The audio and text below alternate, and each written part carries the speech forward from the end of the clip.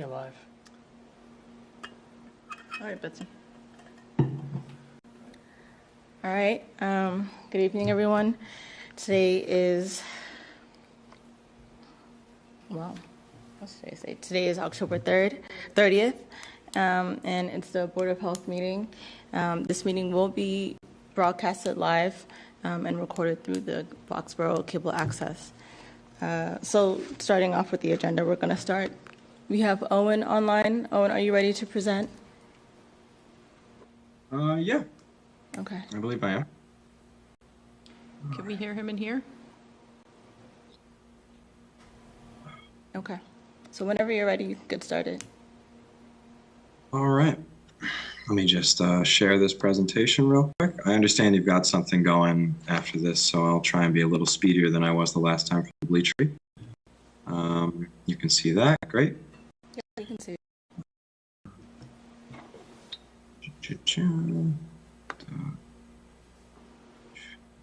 Where is the... That's not us, is it? Oh. Yeah. We're dealing with the other boards in the state as well? Okay. We're looking at that. Yeah, let's see here. It's being a little tricky.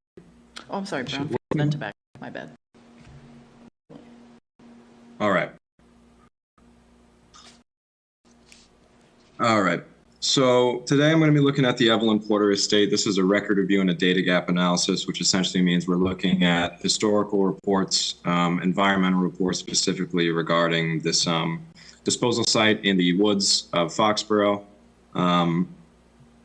Some brief background before we get started on details. This was requested by the town of Foxborough, specifically by Mr. Brennan. He was concerned about the extent and severity of contamination at this estate in the, again, in this wooded area. And there was an understanding that given the findings of the report, there might be some possible need for recommended next steps, dependent, again, upon the findings of the report. And just a little more groundwork. The methodology of this report, again, was this was mainly compiled by querying Massachusetts government databases. The Energy and Environmental Affairs Data Portal that was used to find these reports that are referenced herein. The tax assessor's database was used in understanding the history of the site, specifically in regards to a subdivision that happened in the 90s. And the Secretary of the Commonwealth of Massachusetts was used, although sparingly, to understand that subdivision process a little better. There were 4 reports that were particularly useful to this report, or this sort of master reports production. It was an 89 and 92 phase 1 and phase 2 report produced by Rizzo Associates, a 2006 report produced by Weston Associates Solutions on behalf of the EPA, and then a 2022 report produced on behalf of the current owner of the site. And of course, the Norfolk County Register of Deeds was quite useful as well. So this, I have to apologize.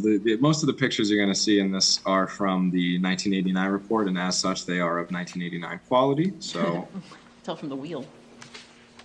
yeah, right. So they'll be a bit grainy, but they're better than nothing. So the Evelyn Porter estate. This is located off Comcast Street in the town of Foxborough. Just to the south of the street in the woods. It's also bounded on the on its western edge by I believe it's East Belcher Road.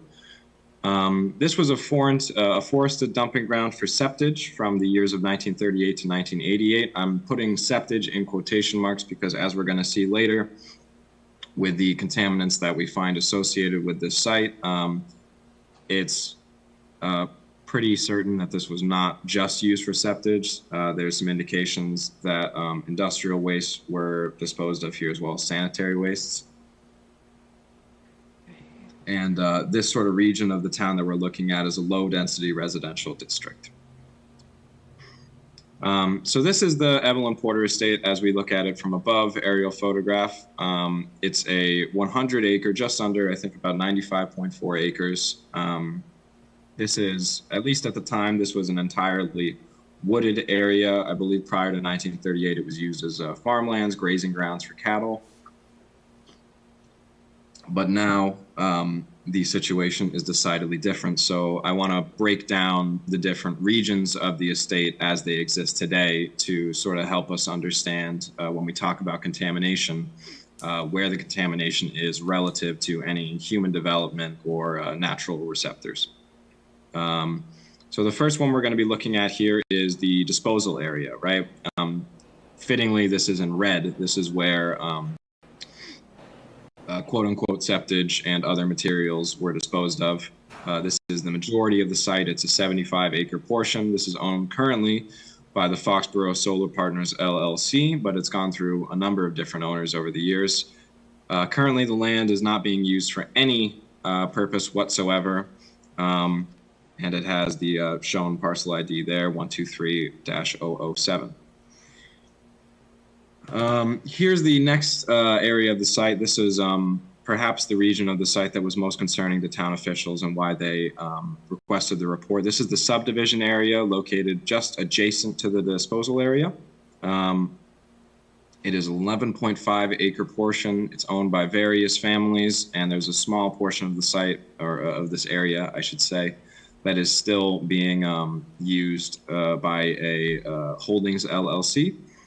This is the Holding LLC that originally bought out the subdivision area and started developing houses on it and selling it to people. So there's just, I believe, a half-acre portion of this area that's still owned by that Holdings LLC that has not yet been developed. But the rest of it, the remaining 11 acres, are all owned by different families and individuals who have purchased these homes in really the last 3 years. This is when most of this development occurred. Historically, this was not used for anything. This was not where disposal happened on the site, which is why it was approved for subdivision in the first place. And as we're going to see later, that was a sound decision. There was nothing wrong with the decision to subdivide this region of the site and these homes and families that are located in the subdivision area. Just to get it out of the way now and clear the air, these homes are safe, they are fine. Okay, that's my question. Yeah, an important, so I'm glad. There's another portion of the site that's a little larger than the subdivision site, 13 acres of land. This is owned by the town of Foxborough, specifically the Conservation Commission. These lands are not used for anything. Historically, these were used by the disposal company that is responsible for the disposal area as a borrow pit for gravel and sand that was used to line the disposal beds. So there's a lot of sort of pits here and recesses and ditches, but these are not indications of disposal of any materials, at least not that the record showed. This was where sort of materials were gathered to be used in the disposal area. These were seized by the town of Foxborough, I think, in November of 2022. There are two threatened species here, the marbled salamander and the Blanding's turtle, and these were deemed threatened, and as such, their wetland habitat was seized by the town to be protected. The final parcel is the northern parcel. This could be considered part and parcel with the subdivision area. It was just done separately and at a slightly different time. These are owned by a particular family. Much like the rest of the subdivision area, it's a 3-acre portion in purple at the northern end on Cocassett Street. This is a residential development used by a family for residential living. It was really portioned out separately because at the beginning of this report's production, it was a significant area of concern because it was not identified as part of the subdivision area in the original report from the 90s. This was actually separately decided to be a safe parcel. And again, as with the subdivision site, I'll say there's no indication that this parcel is at threat currently, but it is worth mentioning that it was not part of the original subdivision proposal. And as far as my research found, it was not approved in the same sort of rigorous process. And then the final portion I want to talk about is the treatment facility. This is something that was constructed in the final years of the disposal company's operations. It's about a 3-acre portion of land, not an official parcel or anything. But this is where, in the final years of the disposal company's operations, they really kind of centralized their disposal operations into a number of lagoons and open sand filter beds. Again, we're looking at quote-unquote septage disposal in this area, but as we go forward, again, pretty clearly not septage. Currently not being used for anything, and it is under the auspices of the Foxborough Solar Partners, LLC. So just an important thing to keep in mind, that this is really where a lot of the contamination gets centralized in more recent years, and we say more recent years, but again, this is about 40 years ago. So another grainy photograph to sort of bridge us into the findings section of this report. We found 7 areas of concern on this property. All of them are located in the disposal area. So again, we're looking mainly at that 75-acre portion of land, not any residential developments or homes. I'll try not to linger on this too long because this is a lot of jargon, but contaminants found in the treatment facility are clear indications that this was not only used for septage. Volatile organic compounds, polychlorinated biphenyls, I mean, all of these things are really just more associated with industrial waste, with things that are used in association with petroleum to kind of separate compounds out. The source of these contaminants is the disposal of really unknown wastes. It's very unlikely that this came from septage. It was admitted by an employee of the disposal company that they had, I think, one local industrial client at the time of the treatment facility's operations, and that this may have been a source for these contaminants, but they're found in such high quantities that it's really more likely that there was just some level of disposal going on that was not being kept track of. Affected here are soil and groundwater, and no remediation has been done significantly on this treatment facility. However, it should be noted now, I believe, I'm going to pop back a little because I should have mentioned this earlier. I'm going to go back to, this is a good visual to use. So on this, on the eastern edge of the Evelyn Porter Estate, so along the border of the red and purple areas, we have the Rumford River. This is essentially the direction the groundwater flows for the entirety of the site. It's a little complicated because it's a wetland area and groundwater flow is very discrete in different areas, and it's hard to characterize everywhere, but you can generalize that groundwater will be flowing to the east and southeast for pretty much the entire disposal area towards the Rumford River, which means that when we talk about contamination that's on the disposal area, very often what we're talking about is contamination that is moving to the east and southeast away from the, say, the northern parcel along Caucasset Street or the subdivision areas that are along East Belcher Road.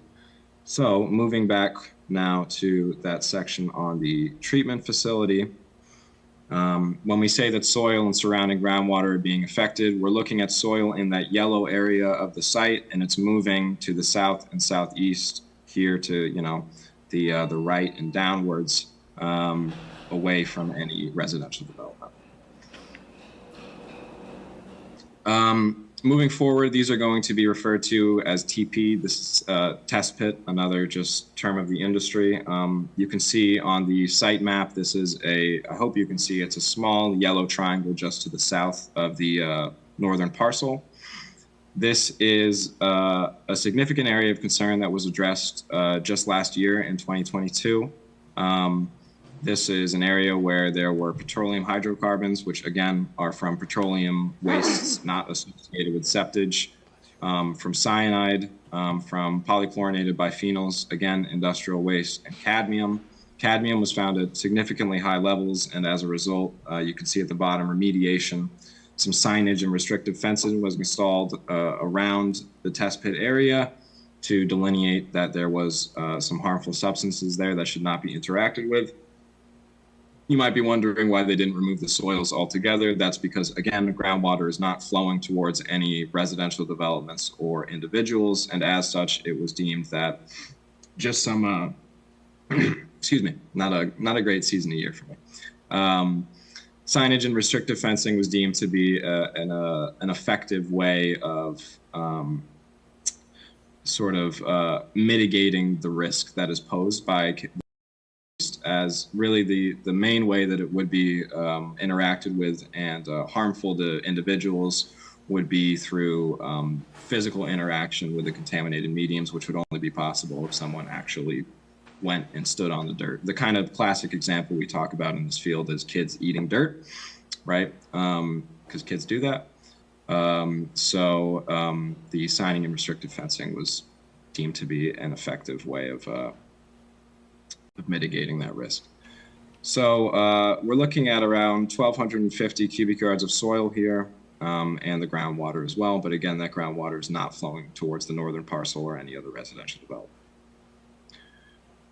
Test Pit 3, this is located to the south of Test Pit 1. Again, we're looking at cadmium here in a number of compounds that are not associated with septage releases. We're looking at a slightly larger area of soil here, 2,850 cubic yards of soil. However, even though this was identified to have a similarly hazardous release of cadmium, Test Pit 3, no remediation was done a la Test Pit 1 with regards to restrictive fencing or signage.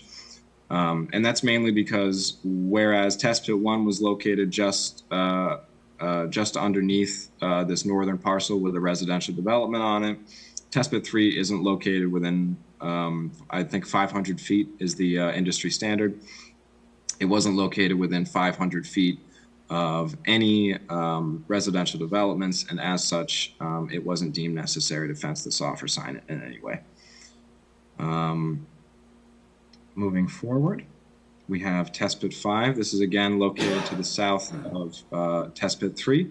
You might be noticing that these test pits are kind of following a similar line down the path of the site. That's because a lot of these were constructed, I use the term constructed loosely. These were sort of fashioned out of ditches and depressions in the soil along a gravel road that went down the length of the disposal area to the treatment facility.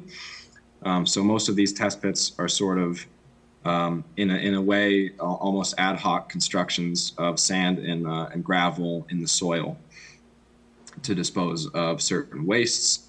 In this case, again, we're looking at petroleums, we're looking at cyanide, we're looking at VOCs. These are industrial wastes that are not associated with septage disposal.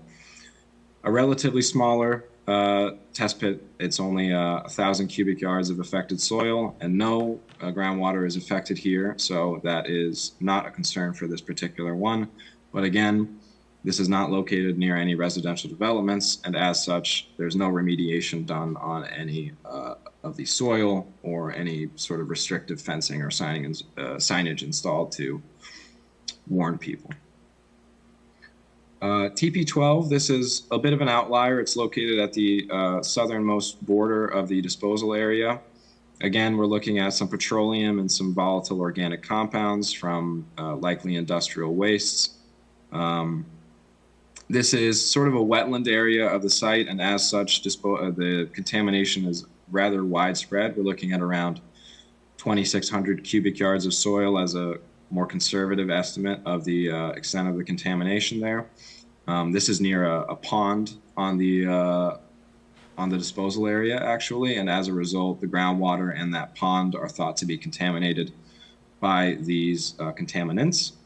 And again, because of its lack of proximity to any residential developments or homes, there's no fencing or signage around this particular test pit to warn any, trespassers of the like of potential risks. TP15, moving back up the site. This is in between, or I believe it's just adjacent to TP3 actually. It might be on the other side of the gravel road I mentioned earlier. Again, sort of the usual suspects. We're looking at petroleum, we're looking at PCBs, VOCs, and here we're also looking at a little bit of mercury. This is another area where it was quite hard to really fully characterize the extent of contamination, and as such, there is a rough estimate given in a more recent report of 6,450 cubic yards of soil. So rather extensive, but it's important to note that that estimate is really it's a very large estimate. It's taking the furthest depth that contaminants were found and multiplying it by the furthest extents that contaminants were found. So they're essentially assuming that a huge sort of rectangular area of soil is contaminated, but it hasn't been tested rigorously enough to confirm that that contamination is consistently spread throughout the entire extent of test pit 15. You would need to do more testing of ground soils to really confirm that estimate and find if it is as large as this report claims it to be. And again, given its lack of proximity to any residential developments, we're seeing no remediation for this, no signage, no fencing to indicate the risk. Test pit 16 is located just nearby. Again, very similar contaminants that we've seen so far. This one is, again, a bit larger. We're looking at 3,650 cubic yards of soil. This is known to be affecting the groundwater in the area, but again, that groundwater is not flowing towards any nearby development. And this test pit is also not located near any nearby development. And as such, there's no fencing or, restrictive signage or anything like that that's informing trespassers of potential risks. So after looking at those 7 areas of concern, just to speak of conclusions, I mentioned it earlier, but to speak on it briefly, there is no imminent hazard that is posed by the contamination in these 7 areas of concern to nearby residences. There has been already in around 2003, I mentioned at the very beginning of this report, there was a 2006 report conducted on behalf of the EPA. That was done because in 2003, the EPA removed a test pit. You can actually, the live TV feed just zoomed in on it, which is perfect. There was a test pit just at the bottom of the area near the disposal area or the subdivision site known as test pit 13, TP13. That was pretty much largely excavated and removed by the EPA in 2003. That was the only area where contamination would have been near any human development, and that was dug up and removed and disposed of by the federal government.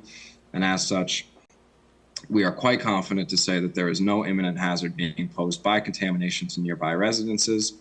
There is no human receptor, and by that I mean no home, no drinking water wells, no playgrounds or anything of the like that is near any of these test pits or downstream in terms of groundwater, hydraulically down gradient, we would say, of any of these test pits, as the groundwater in this area is flowing away from the subdivision area, it's flowing away from the northern parcel, and so it's quite confident, we are quite confident in saying that this contamination is not posing a threat to the people of Foxborough. That being said, no rigorous ecological risk assessment has been performed. Very often these environmental reports are mostly concerned with human receptors. They're concerned with they're concerned with the vulnerability of humans to this contamination, their proximity to it, the rate at which they're interacting with it, how possible it might be for them to receive some kind of dosage of contaminants, right? But what they're not looking at is the ecology, the animals of the region. And as a result, as I mentioned earlier, we do know that there are 2 threatened species in these wetland areas, the Blanding's turtle and the marbled salamander. These use it for migration, for breeding, for habitat, and it's very likely that these species are negatively impacted by the contamination here. However, as I say, no sort of serious assessment of the ecological risk posed by this contamination has ever been done with respect to these two species. And so it's possible that this contamination, while not harming any human beings, it may be harming the local environment. So as a final sort of next steps, with the understanding that human beings are not directly negatively impacted by this contamination, it'll depend in a sense on the town's municipal development plan. What do the leaders of the town want to do with the site, right? If anything, with the understanding that there's no contamination, there isn't any pressing need to do anything. It will depend on the advice of legal professionals. If anyone does decide that they would like to do something, ownership of this site is almost entirely private, with the exception of the conservation lands in the southwest of the site. And as a result, you'd have to deal with some eminent domain concerns if you tried to take any action. And it'll also depend largely on the desires of the community, right? There is some evidence, this is from older reports, which, from the 90s mostly, that this site has been used for presumably town residents for recreational purposes, right? Bike treads in the soil from cyclists, from ATVs, boots from hikers, dog walkers, and the like. It's unclear if that's still being done, given that access to the site is restricted on all edges by private property. But given that it was something that was done in the past, it's possible that some individuals are still using these contaminated lands for sort of recreational, sort of nature seeing purposes. And it might be a good idea to put out some recommendations or something of the sort to make those people aware that it's not a space that they should be using for those purposes. Foxborough is a beautiful town. I'm sure there's somewhere that people can go to do those things where they're not going to be interacting with some freaky stuff, right? So it'll be really down to the town to determine the best course of action going forward. But now that's the end of the presentation. So if there's anyone who has any questions about the site or the situation thereof, I'd be happy to answer them in whatever way I can. Yeah, I just have a quick question. You said that there's no, throughout this, there's no issues with humans, but there was some concern with TP12. Is that as having the most concern, as it's nearest the pond and the groundwater, and you said it flows south-southeast? And if that map is, if the compass is right, even if it's not flowing to the subdivision, you said it's basically approaching the wetland area that the conservation department is taking care of. Have they not been aware of that as well? Or is this? So this, and thank you very much. Oh yeah, thank you. Sorry. He has been amazing through 131 Moore Street and now doing this. There was so much information here to unpack. If you look at, just as a layperson, to try to go through all the documentation and to figure out really what's going on there, it's tough to do. There's an encyclopedia information that, he had to scan through. Yeah. Especially with all the houses and everything that are in the area. And as sort of the project developed, the main concern, for us was educating the public so they know what's in their own backyard. Okay. Just like he just said, trespassers, dog walkers, homes in the areas that, may have wells that we don't know about or something to the likes of that. Just get it out there that, yes, this site is a concern. It might not be as well known as maybe some other ones.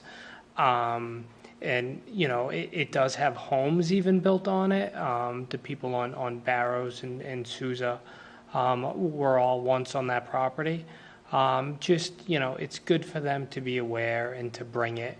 But, right now, as far as we know, the contamination is on that property and only on that property. And it hasn't affected anyone else yet. Okay. And I can address the concern that was raised about the conservation lands as well. Sure. I'll just move briefly back to a visual I had on a previous slide. If you give me a second here. Right. So if you look at this visual right here, in the southwest portion, there's a large capitalized section that is called Southwest Parcel, right? It's a bit hard to see on this, so you'll have to take my word for it. Just underneath that to the right, there is something in green that says Surface Divide that sort of stretches the entire extent of this southwestern portion of the site that kind of cuts it. It's a green line that's sort of underlying the brown outline of the disposal area that's given. This surface divide essentially bisects water flow, if you can think of it that way, to the west, or to the west of this surface divide. Groundwater is flowing to the west, and to the east of this surface divide, groundwater is flowing to the east, right? So it's essentially like a natural barrier of groundwater flow that is preventing contamination from the disposal area from moving further west towards these homes. And so there are certainly some portions of the conservation lands that are not protected by that surface divide, but a large amount of it is. A large amount of it is protected hydraulically from the contamination that's present, and it's done by, you know, concrete principles of groundwater flow. It's not any human sort of activity that's been done to clean things up. It's really an understood and known divide where groundwater cannot flow past, if that answers your question. Okay. Thank you. I just want to also echo, thank you very much for all of this information. That was really very helpful. I just have a couple of questions.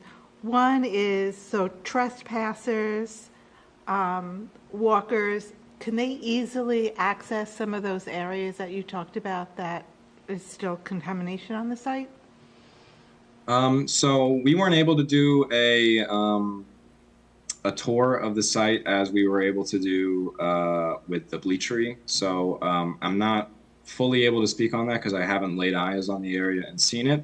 But what I can say is that a vast majority of these test pits that you see marked on this map right here, they are not fenced off, they are not signed, which means they are really just a patch of soil like any other.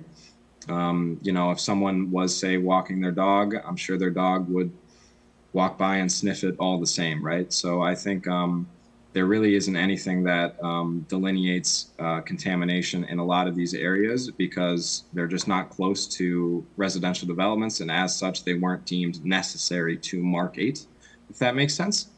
Yes, it does. Thank you, and that's something that we need to talk about. The other thing is, you said a couple of years ago the cadmium in one of the sites was cleaned up. Who did that? The present owner, or the people that were building the houses, or? So that was done by a group called Coneco Engineers and Scientists. They produced a report in 2022 at the behest of the current owners of the disposal area, the Foxborough Solar Partners LLC. I imagine, I'm not entirely sure how the funding of those reports is done, but I would imagine that the funding for the installation of that fence and the signage was provided by Foxborough Solar Partners LLC, just as part of sort of the payment for the production of the report that Coneco produced. But I do want to be clear, they didn't remove any of the contamination. What they did was they found that the contamination wasn't going to flow upwards, northwards, towards that northern parcel that's currently owned by the Logies. They found that the groundwater was flowing away from it, and as such, they didn't need to remove it because it wasn't posing a threat. It would suffice to fence it off and say to not interact with the soils in that area, and then that would effectively mitigate any risk that it posed.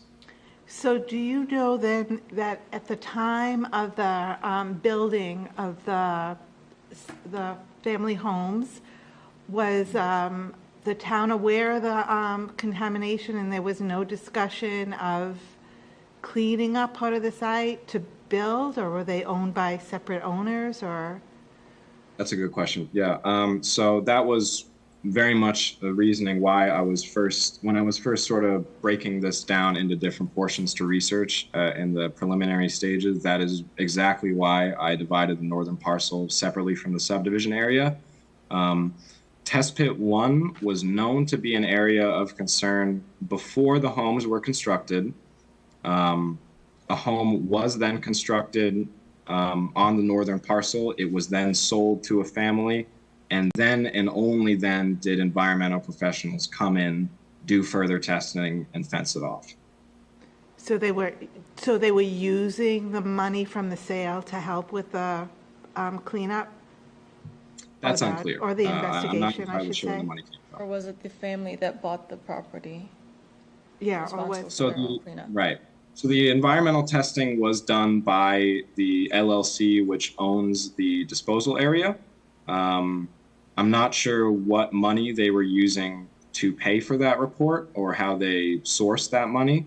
But I do know that I can say definitively that the home was constructed and sold before the testing was done. okay. Thank you very much. Any more questions? Oh, and thank you. This was a great presentation. I expected it to be just as great as your last one with 131 Morris Street.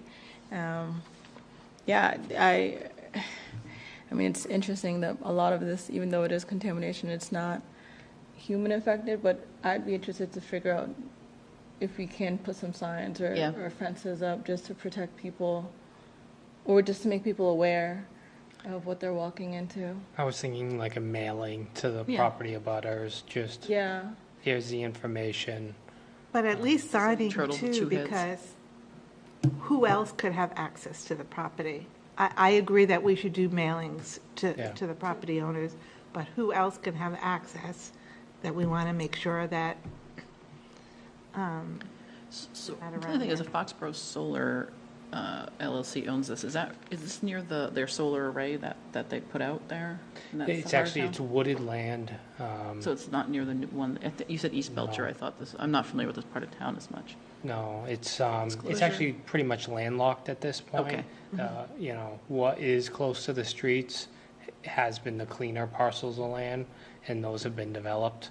And the interior of the site is all wooded. Okay. And we have the contact information for the owner of the site. Yeah, absolutely, yeah. Like if we wanted to work with him or her, we can. So we did try to tour the site with Mass DEP. Unfortunately, you know, either no one was home or we couldn't get access. So we really weren't able to see anything or get on site at that time. So, but we can try again if need be. Yeah, I mean, I think we should try again. This presentation at least tells us that there's not an imminent threat, but, you know, we probably should follow up. Yeah, it was a great presentation. Yeah, Thank you. thanks again, Owen. thank you. Yeah, thank you. It's always a pleasure. All right, so moving along, do we have Sarah, do we know if Sarah called in? Yes, she did. Well, there she is, is that her? Yes. Sarah? Evening, everybody. Hi, how are you? Good, how are you doing? Good, good. So if you want, would you be able to just present to us kind of what your updates and recommendations are for our tobacco reg? Sure, I think I'm assuming that Matt has provided you with our sample template regulations. Yes. These are regulations that we promote across the state, and you don't have to accept them, but you could, take certain things and not take certain other things. So what we want to do is to bring the Foxborough regulations up to the state standard because of the 2019 state law. So we want to make sure that all of the different components of the state law are included in the regulation. And then anything that the board wants to go further with, And I do have some recommendations and some information on those things. So if I take the checklist that Matt sent me, so a lot of these things you'll see that you already have within your existing regulation. Number one, no permit renewal if outstanding fines, you already have that. 2, no permit renewal of 3 sales to somebody under 21, you already have that. Number 3, capping and reducing the number or reducing the number of permits. You don't have a cap at this point, I believe. No. What I'm seeing in the notes here is that you, I think, have about 15 vendors. So do you want to cap it right around the number that you have? Yeah. Or maybe 1 or 2 above? No. Yeah, I think we talked about, we spoke about capping briefly. Yeah. I think we said. And there are what we different have. types of caps.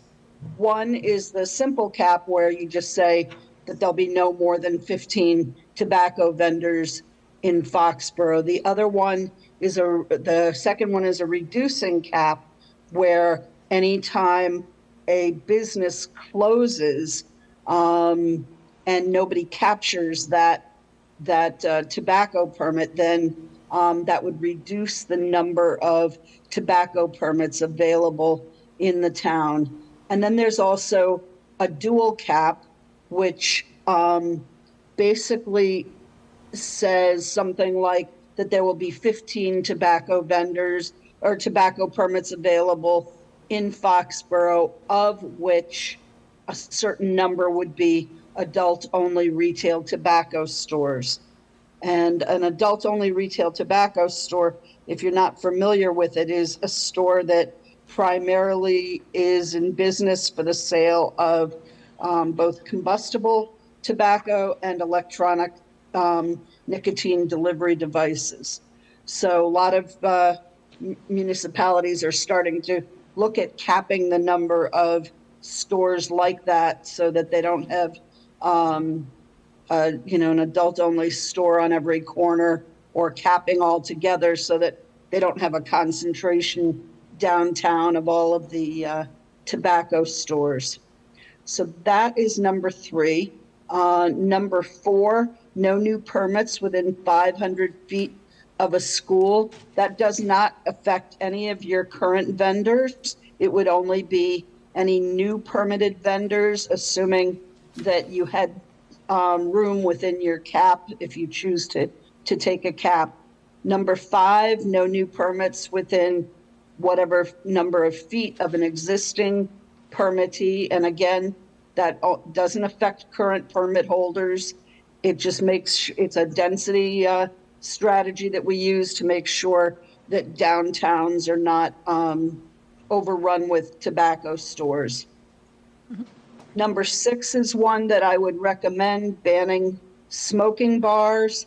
Although the chances of a smoking bar wanting to open in Foxborough are not huge. I think it would be a good idea to ban them. Excuse me, Sarah. There's somebody yes. that wants to open one, so. There is, okay. I guess I'm kind of not surprised. There are about 26 of them in the state right now. The closest ones to you are in Worcester, and Worcester has probably a little bit more than half of them, half of the 26. You can also cap the number of smoking bars.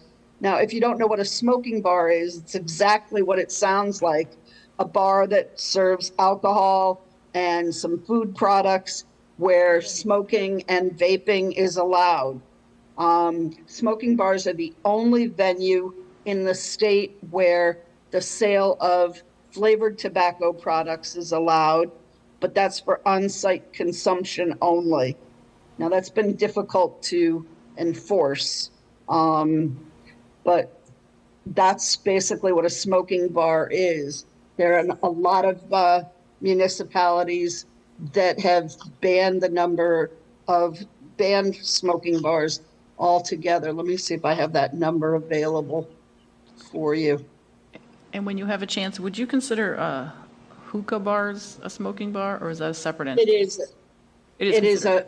a hookah bar is a type of, it was a smoking bar, yeah. Okay, thank you. There are a total of 150 cities and towns that have banned smoking bars. That covers 56.3% of the state's population. And near you, the closest that has banned smoking bars is Walpole. Some of your other abutting communities also have not done it at this point, but they may be looking at doing that. So that one of the is number questions- 6. One of the, Yes.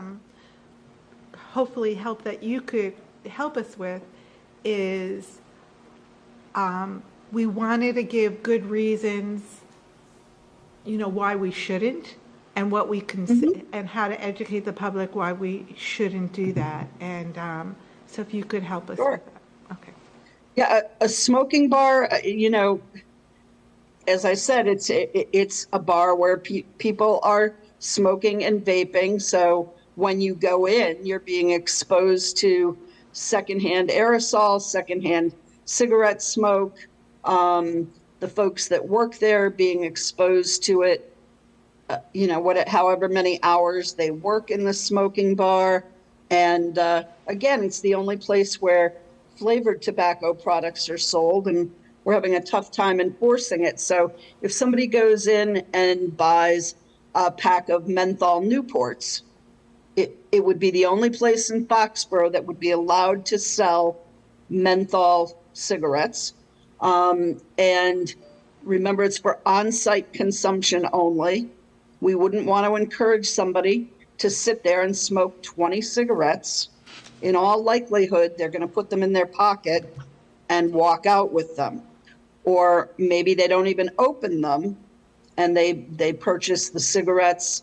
And if the smoking bar is being lax as far as their responsibilities, maybe they purchase a couple packs and sell them to, or give them to people in the community. So, smoking bars, definitely not a good public health measure in your community for you to have. And it's unusual that that a community is allowing them at this point. Most are banning. Worcester did just increase, but they also put a cap on. So we were happy to see that. They didn't just increase, forever. They've put a cap on the number that they can have, and I believe I think they capped it at 15, but they've got like 2 or 3 new ones getting ready to open up. A smoking bar is licensed by the Department of Revenue. It's a specific license for that type of a venue, and the threshold is pretty high to get that license. You have to prove that the tobacco and vape-related sales in your smoking bar are at least 51% of your income, and that food and alcohol-related sales are 49% or less. Wow. So people are buying more tobacco than they are, alcohol, soda, chips, sandwiches, whatever the venue serves. Anybody have any questions about smoking bars before I move on? One last point, sorry, and that is one consideration was for the person who's asking about the hookah bar was, again, he didn't want to have any alternatives. I just didn't know if you had any studies that the state has gone over in regards to the tobacco-based inhalation versus the non-tobacco smoking. Yeah. Well, it is, there's nicotine in it. Possibly there's studies out there, but I haven't been made aware of anything like that. I know that, my most recent experience is in Holyoke. They had banned smoking bars years ago, and there were a group of citizens that wanted the Board of Health to rescind the ban and allow them to open up smoking bars. There was a public hearing that was very well attended by the community who wanted, and everybody but maybe two of us in the room wanted the smoking bars to be allowed. And in the end, the Board of Health did decide to uphold their ban, feeling that it was counterproductive to public health. Okay, thank you.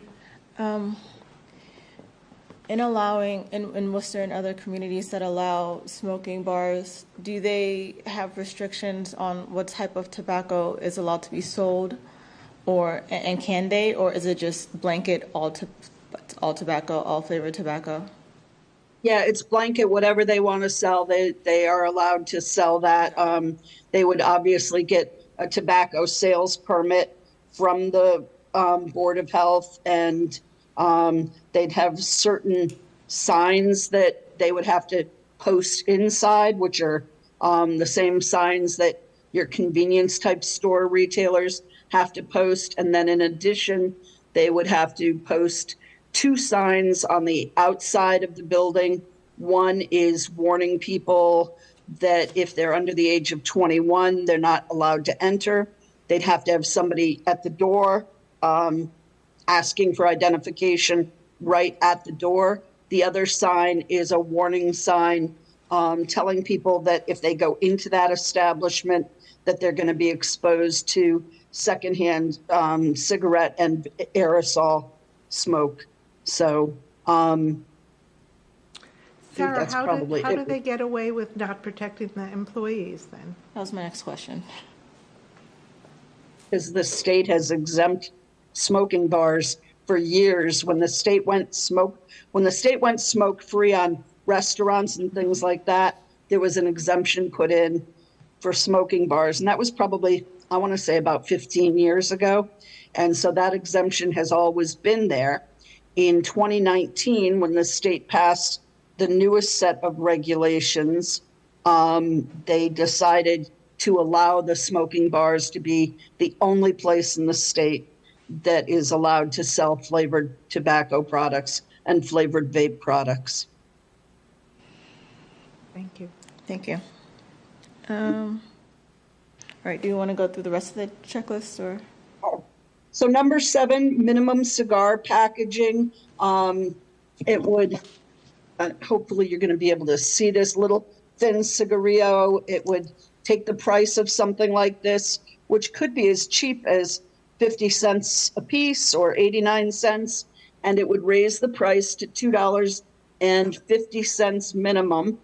Some towns have raised it to $2.90, and the rationale for that is that young people are less likely to purchase them if they have to pay $2.50 for something that otherwise they would have paid, maybe 50 cents for. The retailer keeps the additional money. It doesn't go to the town. It doesn't go to the state. And hopefully they've done some studies. Boston started this probably about 12 or 13 years ago, and it decreased the number of sales to young people of that product. So that's an option for the board to look at. Ban on the sale of blunt wraps. And I think, it's important to look at the definition of blunt wraps in the regulation. I'll read it, it's fairly short. Any product made wholly or in part from a tobacco product manufactured or packaged with loose and removable leaves or section of a leaf or as a hollow tube that may be used by the consumer to wrap or contain loose tobacco or other fillers. Blunt wraps historically have been on the market for marijuana.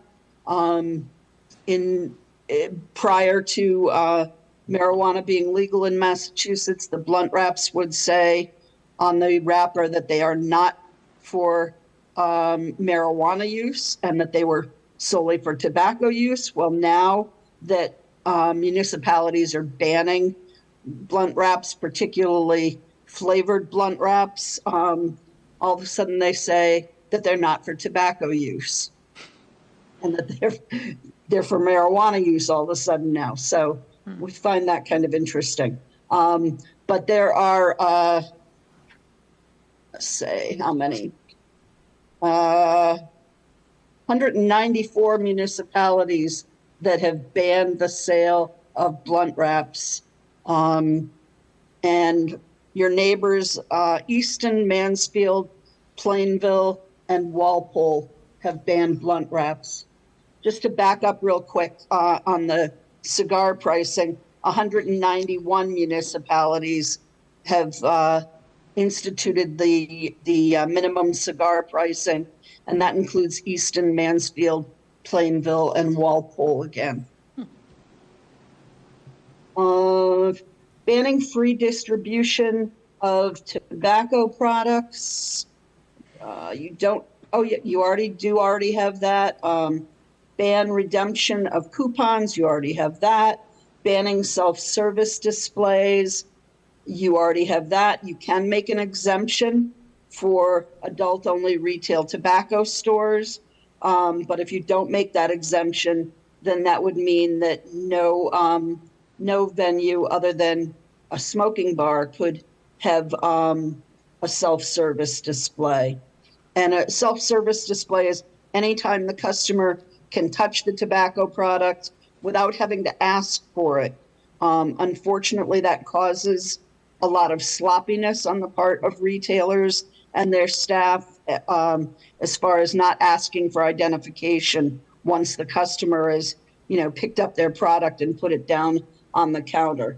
So that's why the state has had bans on self-service displays for probably 20, 25 years in a lot of municipalities. Number 12, banning tobacco product sales in educational institutions. You already have. Number 13 starts with the different fining structures. Right now, I believe your fining structure is 100, 200, 300, and the state has changed that. That was very typical up until 2020. The state changed the fining structure on a number of different violations of the state law, including the sale to anybody under 21 and including the sale of flavored tobacco products in a venue other than a smoking bar. So what you may have assessed a fine at $100 before on a first sale to somebody under 21, the state now mandates that boards of health fine that vendor $1,000. So it's $1,000 on the first violation, $2,000 on the second, and $5,000 on the third, generally within 36 months. So this would be a unified fining structure if we were to go with that, the state that's defined as a The unified fining, what the separate fining structures do is you've got, and I believe it's probably in your template of your regulations that you have here. Yes, it is. I think on page 13, you should see a chart that has 2 columns, and it starts on, at least on my page 13, and goes on to page 14. So on the left-hand column down towards the bottom of the page, those are different policies subject to the state law fines of $1,000, $2,000, $5,000. On the right-hand side of the page, those are local policies. So if you ban the sale of blunt wraps, then you have 2 choices. You can either keep in a local fine of less than what the state is assessing. Towns have either kept in 100, 200, 300, or a flat 300, or you can do what we call unified fining, and you can assess the same fine as the state law does on the product, on the violations covered by the state law. So if somebody sold a blunt wrap and it was their first violation, they would then be paying $1,000 fine. Thank you. Excuse me, Sarah, with the fines as high as they are, has there been any pushback by people that have been fined and Oh, yeah. repercussions to the town, or no? Well, a few things. First of all, the money that's assessed in the fines comes back to the town. Right. It doesn't revert to the state. We've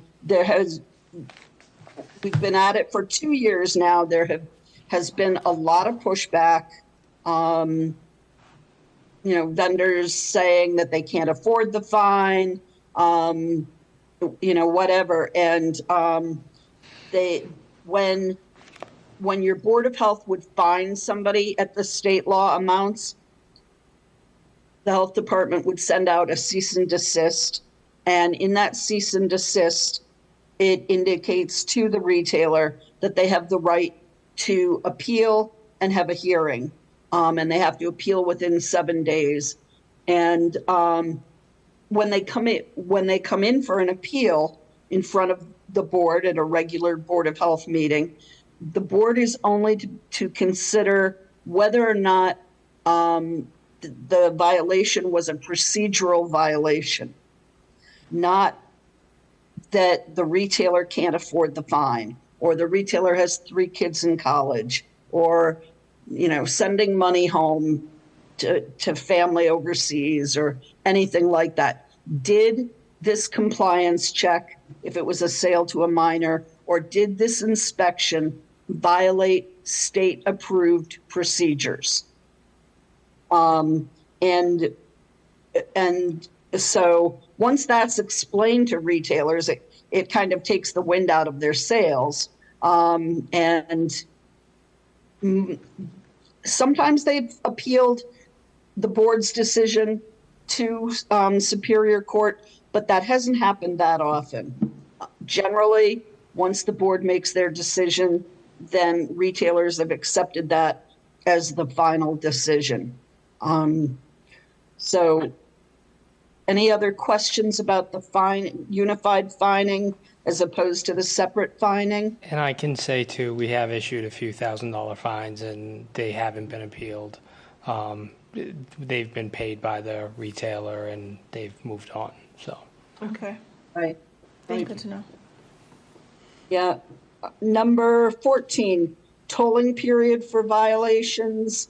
You can pick how long you want that to be. The state level is at 36 months. You can go over 36 months if you want. But generally, we think 36 months is probably, 3 years. If you sell X number of times within 3 years, this is what will happen. Considering that stores aren't checked on a weekly basis, if they sell 3 times within 3 years or less than 3 years, then they would be assessed a $5,000 fine. Number 15, suspension periods. And I see a note that was something that you wanted some guidance on. The state law says that if the first violation is a sale to a minor, there has to be a permit suspension of 0 to 30 days. Generally, most towns are picking around 3 days.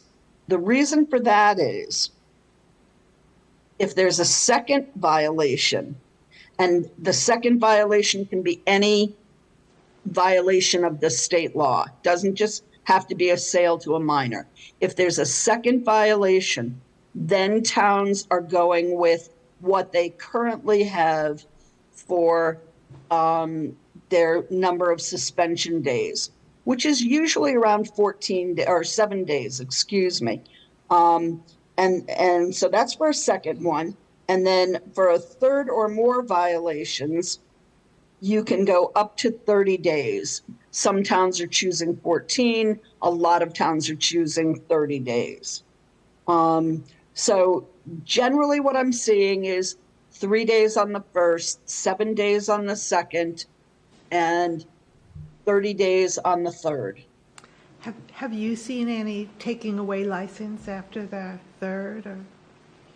There are some stores, and I believe Mansfield just revoked somebody's license fairly recently. I think that was for probably the fourth or the fifth violation. And this vendor had numerous violations fairly quickly in a small amount of time. There have been other municipalities too that have revoked permits. I know out in Western Mass, Westfield has, I can't remember offhand who else has, but there have been a number of municipalities that have gotten to that point and revoked somebody's permit. What you want to do is work with that vendor as much as possible so that they don't get to that point. Mm-hmm. And that's, and when I say work with them, that's, providing them with merchant education, providing them with explanations on why things are happening. Why is the Board of Health all of a sudden going from $1,000, going to $1,000 on a fine when it used to be $100 on a fine? Mm-hmm. And I think, the more education we can give the retailers, that's really helpful. There's also training on my organization's website, mhoa.com, and the training is free. It's anonymous. It's offered in both English and Spanish.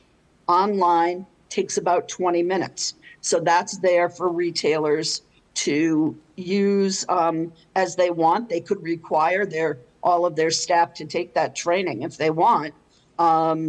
And so that is available. There are postcards that the health department can order from the clearinghouse and send that out to the retailers that talks solely about the training. There's a QR code on there that would, if they scan it, would take them right to the training. So, we've really tried to promote that a lot.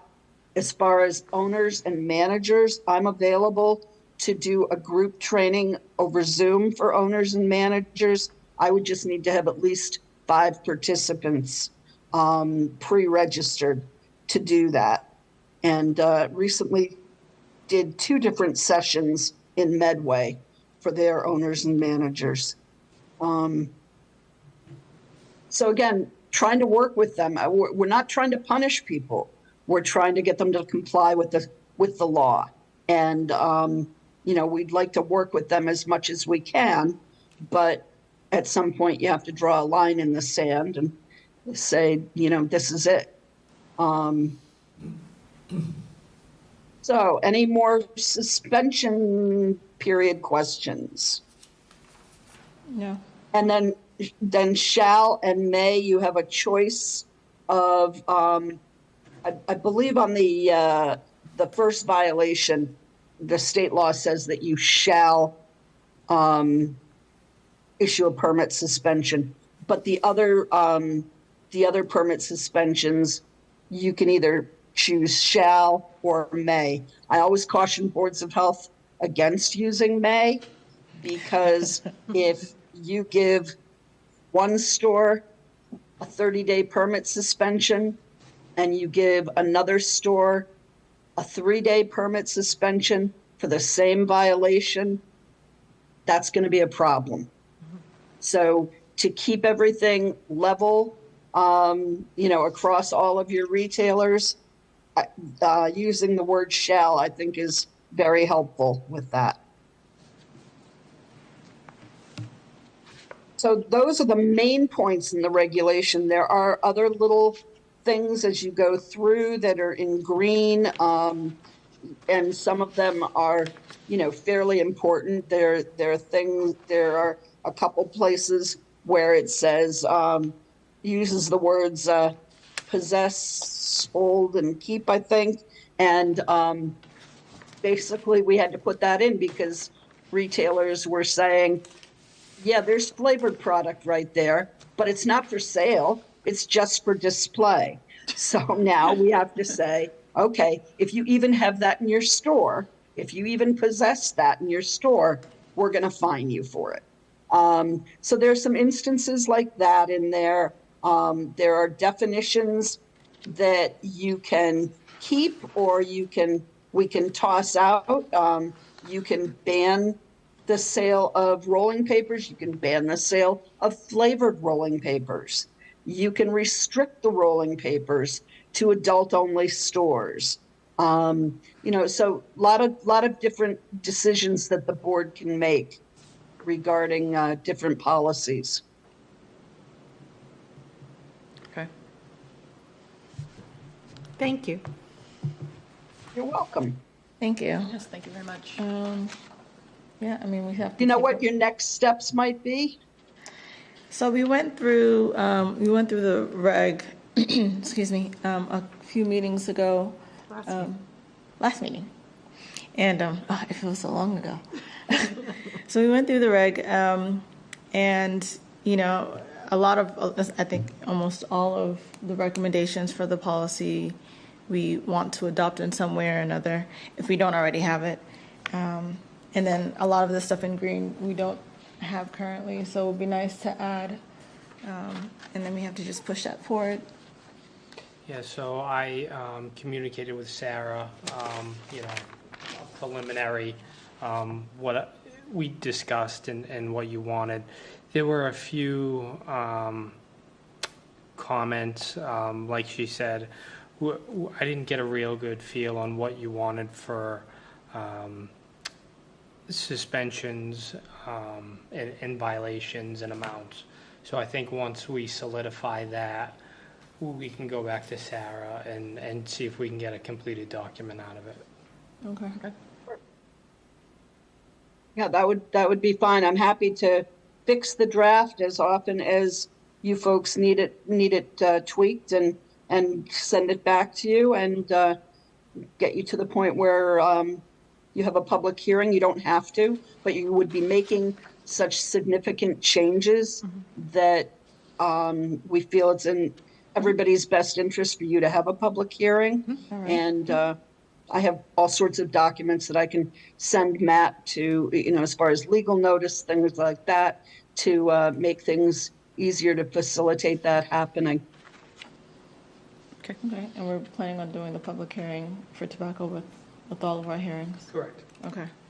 It would be, I'm sorry, it would be separate, like you said, separate or all together? All together. All together, okay. Yeah. Yeah. Yeah, whatever you can send over will be very helpful. I'll do that once we have a final draft. Sure. Yeah, do we want to talk about that later? It's up to you if you want to talk about those last few things now. You want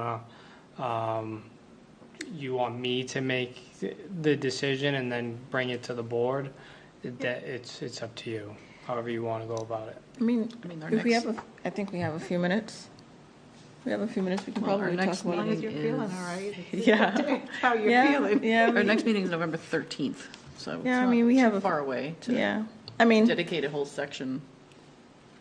I would rather dedicate more time, just to make Yeah. sure we get it all. Okay, we can do. I mean, can I we put it think on we're all in the next same, meet- we're all vibing the same, I think, but I just want to make sure that it's, So you want it on the next agenda? yeah, is that okay? It's okay. If you want to do a draft ahead of time, I'll never say no to that. Yeah, no, that's fine. Not bad, they say. I mean, just knowing, the community, I would probably, in my first draft, keep the $1,000 fines for things like underage. yeah, I think that is what we agreed upon. Yeah. Even though we didn't know the difference between, we didn't really understand the difference between the separate and the unified. I think that's what we kind of agreed on last time, that we wanted to stick with what the state had. Yeah. Yeah, same thing for flavored tobacco, but, Yep. we've been a little bit, less stringent on signage because, signage gets ruined, it drops on the floor. Right. So we've been a little bit more lenient with that. So that's what I would probably present to you. In regards to the suspension, I guess I would go with the 3/7/30 as we said Yeah. here today, unless there's Yeah. any. That's fine with me. One of the things that I think we talked about at our last meeting, it could either be in the regulations or just policy, is that they have to come and explain how they're going to correct it so that it won't happen, the next Like we do with time. restaurants. Is that kind of the same kind of idea you're thinking of, or? I don't know, it's just been really effective if somebody sells to a minor that they have to come before us and say how they're training their employees and how that, we hope never to see them again here to discuss the same thing. Absolutely fine. If the Yeah. board wants that in there, we It could can either make it be there. in here or it could just be a policy that, we Sure. tell them. Yeah, I mean, I definitely like that, at least, especially if we're selling to minors. And That- for that yeah, first that's- offense, we've kind of seen that with the restaurants where it's kind of like you want to catch it early so that you don't end up, shutting a business down. So if we can, maybe not require it, but strongly recommend that, we discuss it as a, both the town and the retailers. I mean, is that part of the first violation, cease and desist? That still, did I catch that, or is that the third violation, the cease and desist? I would want. I would have I would every want the violation. first. first one, It's- first yeah, one. I would- I'm sorry, what'd you say, Sarah? Every violation of the state law gets a cease and desist. Everyone, okay, so all of them do. Right, Got it. but you can definitely put in, if it's a sale to a minor, whether it's a first or a second or a third, however you folks want to phrase that, you can put that in your regulations that they would be called before the board at a regular board meeting and meet with the board. Okay. Yeah. Sure. I just maybe want to first and clarify third. something that Matt said, and maybe I misunderstood. When you were talking about signage, Matt, all the things, if you go back to that page 13 and look at that chart, all the things that are on the left side, the state side, the state says you have to charge $1,000, $2,000, $5,000. Now, I agree with you. If somebody's missing a sign, it seems ridiculous to charge them $1,000. So there is some, the state doesn't tell us that there's discretion, but we have used discretion on certain things like that. There's a requirement that retailers produce letters from the manufacturer that say that products are not flavored. And so, are you going to find somebody the first time that you go out and they don't have their manufacturer letters? No, you're not. You're going to work with them, make sure they understand what the requirement is, and give them time to get those letters. So there is some discretion in there, but there shouldn't be discretion on sale to a minor, sale of flavored tobacco products, and maybe a few other things. So maybe for signage, we can have, instead of having shalls throughout, because, I think we should keep the shalls throughout. That could be our one exception, to have a May. I don't think you can do that. Oh, we I can't? The think under 21 sign, is required. You have to. It's what we get is the smoking cessation, like the 1-800 number. And I don't know if 105 CMR 665 calls that specific one out. it does. Oh, It's it does. required. Okay. There are about 8 different required ones now. And so they've got to have all of those posted. But again, if an inspector goes in and sees 1 or 2 or 3 signs that are torn down, just run out to your car and get those signs and give them to the retailer. That's it, and it's a done deal. I think where you start running into problems is if every time an inspector goes in and inspects and the same signs are not up, then maybe the next time they get a warning. If we come back again and we find these signs missing, you will get a fine, and your fine will be at least $1,000, depending on where they fit in the fining scheme. Then you're following the state law with a little discretion until you get to that point. But as far as changing, how you implement the state law, you can't put that on paper. Got it. Okay. All right, great. Thank you so much. All righty. Well, that Thank was you, Sarah. Thanks. Have a good evening. You Bye-bye. too. Thanks. Bye. That was cool. All right.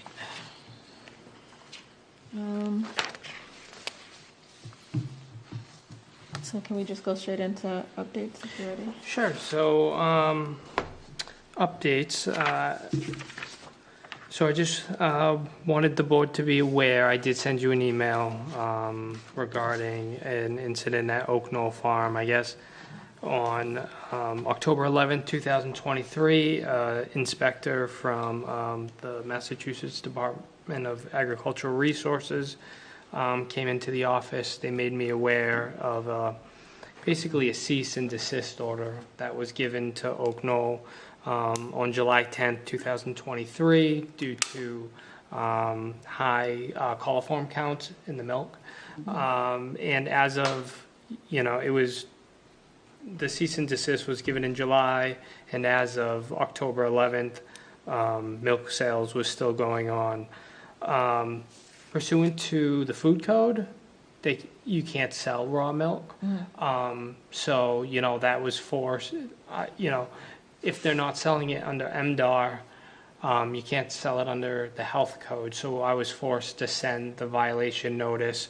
Since that time, they did work it out with MDR or Department of Agriculture to have their milk license reinstated. So as of the 24th, the raw milk sales was reinstated. Okay. When will they go back to make sure that the coliform count is still?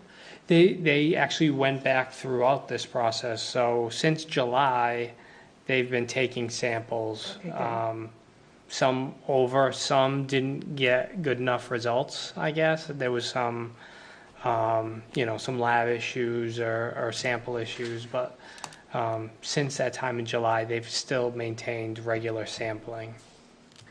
And what about the meat? So the meat was taken off the shelves, but again, it's something that we'll look for during all future inspections, just to make sure. So as long as, for the milk, again, as long as they keep up with all the MDR codes and keep up with their, checking in with them, making sure they get their testing done regularly, they're okay to still sell that. Absolutely. So there's specific coliform levels. I believe it's 160 is the imminent hazard. So anything that they find over 160, then that's when they say, okay, you can't sell this milk, cease and desist. And then once the levels return back to below that, then they allow them to sell again. I mean, the point is, at that point, they would have their process down pat. Like, if they keep going back and checking, they should have their process, all ready to go, and they don't have to worry about slipping. Kind of like we do with restaurants, same thing. It's like, oh, you slipped out of it, just Right. stick to the process and you'll be fine. Is there ever been any difficulty with that there? Hopefully not. Okay. It's hard. Equipment gets older, equipment changes, you use different products. So in different batches. All right. So But they know what to do, so. it's hard. They know what to do. They keep on top of it. Pasteurization is a specialized process, and they're well aware of the sampling and what it needs to be. They even take their own samples of milk to try to make sure that it stays within the levels. So it was out for that time, but now it's back in compliance. All right. So moving on, next one, 22 School Street. We did a comprehensive inspection. I gave you all a copy of that. Also, just so you're aware, so November 13th is our trial date, so I'll be in Canton that day for the trial. Code violations still remain, and according to our town's attorney, if we can't get some resolution, we'll be asking to put that house into receivership.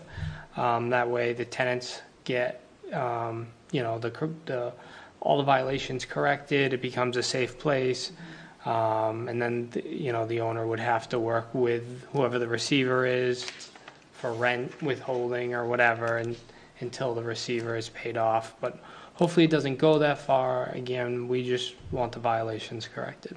Are there still 2 vacant units? Yeah, so right now, Unit 11, and there was another one down, I don't know if that's 3. But yeah, there are 2 vacant units, and there should be, Unit 10 should be vacant soon as well. Okay, and then we're going to placard that one as well? Absolutely, yep. Okay. So there's currently 2 placard condemned. Yes. Those are the 2 vacant, okay. Yep. Yeah. So absolutely no work has been done, not even an effort, or, because I know we never saw the presentation for, Very small effort. So a padlock was taken off the door, a window, which had fallen out, was put back in. But, you know, there's still broken windows, there's still leaks. One of the main issues is that rear staircase. That remains to be the same, as well as some other building department issues as well. They have to get a structural engineer to look at that rear staircase, and that hasn't been done either. I'm sorry, I just saw one of the pictures I hadn't seen before.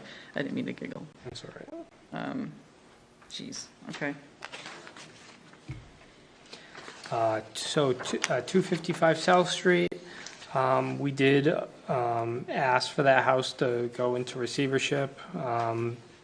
No word on the court regarding the final date of that hearing. We did the last court hearing, the owner, Ms. Titus, she did come to the hearing. She said she would make the corrections. I haven't seen any progress did at nothing. all. I pass it every day. Nothing's been done. So if she doesn't, the Attorney General's office will Yeah. ask. The only reason why it wasn't done the last time is because it was scheduled as a status hearing rather than an actual trial. So it's being scheduled the next time as a trial, so Okay. we should be able to move forward on that if nothing is done. 131 Moore Street, actually a lot of good news on this one. Okay, good. So the building is now boarded up, so I don't know if anyone's driven by there. No. Yeah, facilities went by, they got a All those quote. doors that we, Yep, oh, good. so they got a quote, they found money in the budget, they boarded up the building. It looks fabulous, so it's secure, which was huge. That's great. Huge. That is really good. It's Good great. news. So did we figure out all the ownership stuff? No, Okay. still working on it. Okay. Still working on that. I did submit for the Brownfield Assessment Grant, though, Okay. so I added that into your packet. It was a lot to pull together, but we pulled it together. You know, the EPA has urged us to try to get the assessment underway and done by this summer. That way we can take advantage of a lot of the funding that was given to the EPA for cleanup grants. So, you know, it behooves the town to try to move fast because, you know, we'd have more funds available Right. to us. What about the, oh my God, I lost it, the dam? Are they still gonna release the dam or let the water flow in there That's without, still- without contamination removal first? So that is, the DPW is working on that, so we would have to ask Lance Del Fiore and Chris Gallagher regarding their plans for that. They are working with an environmental group in order to design that process. When will we know if we got the Brownsfield assessment? I don't know. I'll find out. Fingers are crossed. It'll be a little while, I'm sure. Okay, Um, thank you for doing that. absolutely. Yeah. And then another thing, so UConn, they've been rock stars, but I reach out to the TAB program because, you know, part of this brownfield grant, part of it is, of course, taking the property into the town's name. We think there's going to have to be an educational component to this for the town. So, you know, I discussed that with UConn and they'd be glad to help. They're actually thinking about maybe creating a website where, you know, they can put information, success stories for brownfields and explain why the town has to own it and how, you know, grant money only comes to local municipalities and states. So that's how, you know, this work is going to get done. But they'll put all that plus some site-specific information It'll have a passcode just for Foxborough residents. They can log in if they're interested and find out more, as well as we'll probably have some meetings here at Town Hall sometime leading up to the next town meeting. So, that's in the work as well. That'll be great. Yeah. Yeah. So a lot of good news. Health inspector job search, unfortunately, that hasn't gone well. We did have a couple candidates come in, both BU candidates, but unfortunately it didn't work out. I was hoping the School of Public Health candidates would work out, but we're still in search. We still have a few resumes that we can, bring some more people into interview, but it's really slow, unfortunately. So your workload's been It's a lot. a lot. I was Yeah. just let somebody fill the And blank. we're doing permitting software. We're changing over from People GIS to Permitize, more street regulations. I mean, we're in the thick of it, which is fine. It's the only way to be. Yeah, well, I mean, hopefully we find someone soon and, Absolutely. yeah. A good one. Yes. Yeah, I mean, Yes. And I did go to a conference and I had, I printed out the job description and I hid it and I found a place for it with the MHOA materials so people could pick it up and hopefully, someone thinks to reach out and for the job opportunity, but we'll find out. We'll find out. And then lastly, the Board of Health regulation and comment schedule. I know now we've pretty much gone through all the regulations. And I just wanted your comments. My initial thought would be to put this document together, what we want all, the fee schedule, all our Board of Health regulations to be, and present that to you maybe at the next upcoming meeting, and then bring it out to the community, do some surveys, have some public input, and public hearing and before Just be adopting. careful of the holiday schedule. Yes, I don't want anybody to say you did it during holiday. that's true. Well, so it would probably be the start of the new year that we would do the hearings or even get to that point of surveys and hearings, right? I think I we think we did the well in January, I believe, but it was December. Was it December? I think it was just before Christmas. yeah. Yeah, it was, it was probably just around this time that we did it, so, and we got pretty decent feedback for that. But, I want to leave it to you, whatever you're comfortable with, and, Yeah, Well, know. trying to figure, it's a small window and you've got the workload, so I was trying to, stretch it out a little bit for you. It's up to you guys. I mean, I can present it the next one, and then we can wait to see what sort of comments we get back, and Yeah, I we mean, might have to stretch it out. Yeah. Yeah, if we don't get comments, we can post it it'll be on the website, we can post it a few different places, and hopefully as many people can hear about it and give us feedback. And just depending on how much feedback we get, we can probably compare it back to how much feedback we got with wells and other times we updated regs. Yeah. Just as a comparison, so. That's fine. And then, The house that you condemned, are they gonna come in, what's the street? that's my next, Oh. future agenda, I don't know, I condemn, but it has to come in front of the board. 7 Revere, is that what you're? No? Is that this one? Why can't I think of it? The Mechanic Street? Mechanic Street. Oh, well, there's no one to come in front of the board. Okay, so it's just gonna be like, because every time I So- go by it, it looks like it's caving in more. It's like, it's retreating into the back. It is. So that's a problem property. I noticed it driving by, and I promised the next door neighbor, they called me and they said, I have a bad property next to me. Can you do something about it? And I told them about what we're doing at 255 South Street. And I said, we're finishing this one up. I'm going to move on to that one. And that's going to be the next one. And I went out there, and of course, the whole building is, it's collapsing. So I called the building department, I called the fire department, we got everyone out there, and we met with the town manager after that. And, we're trying to come up with a game plan regarding it. Unfortunately, the town has already started the taking process, so it's in court right now already.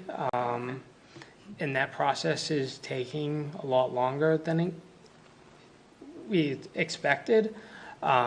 Because of our persistence, the lawyer that's working on it on our behalf did reach out to the court and say, hey, this is, imminent, we need something.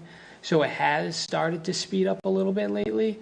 But in the meantime, what the town wants to do is actually to fence it off. Okay. So we were going to buy fencing, fence the property. There are some concerns with, we don't know what it has for heat inside there, if there's asbestos, lead. So there are some sort of concerns about what's in the building. Not only is it collapsing, so right now the thought is, we will fence it off, keep it secure. We're trying to go through the court process to get ownership, and that's kind of where we are now. Okay. Yeah. Is there a known owner? The known owner passed away quite some time ago, and the executor of the estate is not, I think, is out of Ohio or somewhere, and we can't get a hold of that individual either. Okay. So really, no one's paid taxes. We don't know who the owner is anymore.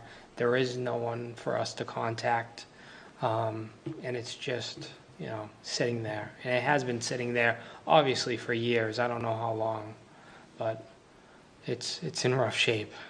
And this, you can just walk up to it, the smell of mold and mildew, and, it's open to the weather. It's not to mention the fact that the actual building has fallen off a foundation, is sitting on the ground, and you can look inside the house. So it's obviously a bad situation, and we're doing our best to try to rectify it as best we can. Okay. And then for future agenda items, 7 Revere Drive, I think we discussed. I think I was going to plan on that for November. That's the individual who is living in a trailer because his house burnt down. Yeah. So that was my plan to bring to you for a future agenda item. And if there's anything else that you guys want in front of you, let me know. Can we get an update on the food, some food inspections and some of the things that we were seeing earlier, just to make sure that... Just so you know, it's going to be slow because there's no Cameron. But and yes. Not in... Oh, that's true. Yeah. I think I know where you're going. Yeah, I'm One particular place. I'm trying to be discreet. Yeah, I gotcha. Yeah, I mean, whatever we can get, at least in the next couple months. That's fine. What I'll do is I'll reach out to Paul Gilpin, who's our shared services inspector, and ask him to do some of the priority ones. He's been, mainly doing our inspections. Okay. But yeah. Thank goodness we have everything. Yeah, I mean, Yay, shared town to have him. services. Absolutely. Yeah, I mean, I know we got good news last time, but just to make sure that everything's still Okay. And then status quo. just to go back, if we can loop back on the Sure. 13th, just finish up with the tobacco and any other regulations that we haven't reviewed yet. Are there any? You said we would read them all.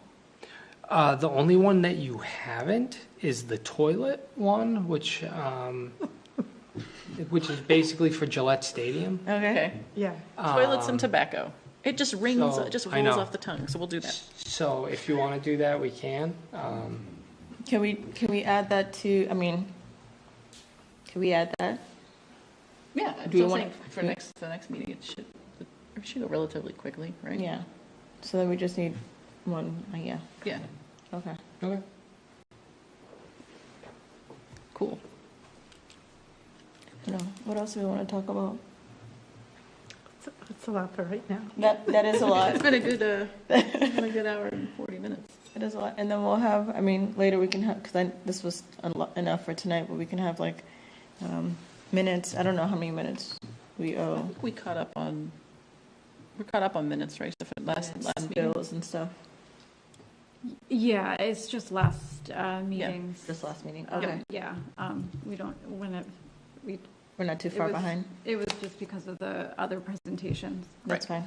Yep. Okay. Do you have an opportunity for citizen input at all?